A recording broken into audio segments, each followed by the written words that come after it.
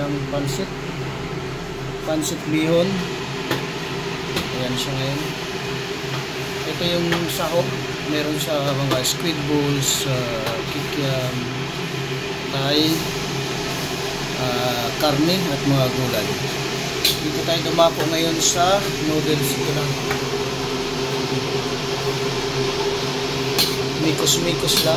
Ayan, minimikos-mikos ni Nico. Mausok lang. Ganyan lang magpasok. Mamaya ay halo-halo niya yan dito. Ito pala ay halo doon. Bali, ano to? Short order lang. Luto namin. Bali may tatlong order na short order bihon, pansit bihon. Ayan siya. Sini ko yung bagong chef.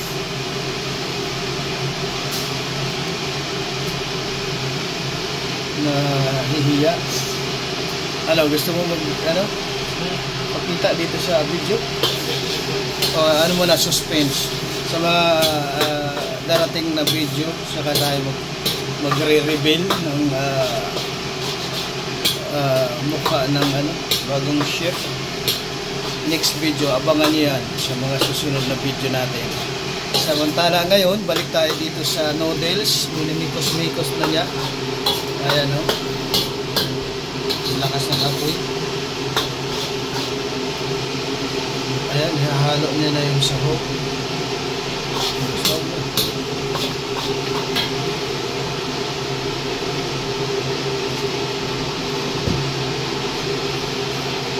Halo na.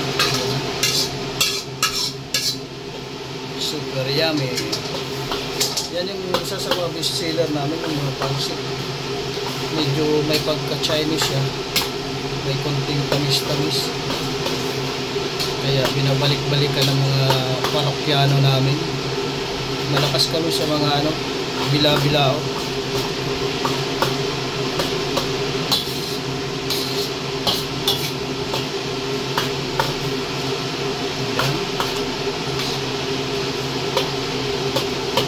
Malapit na.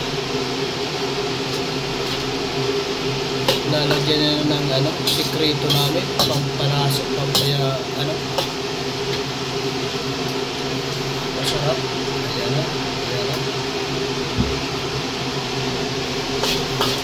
Tapos lalagyan niya pa ng dahon ng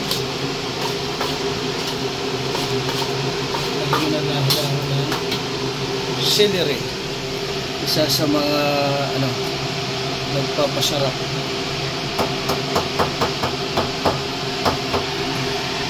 Dagdag sarap yan.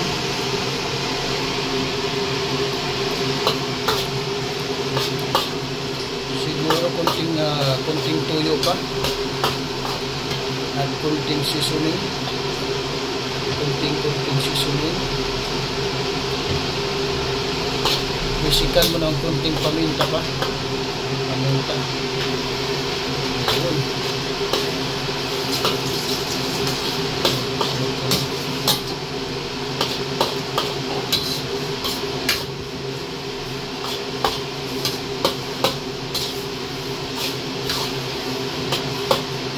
Test na para sigurado tayo na talagang quality.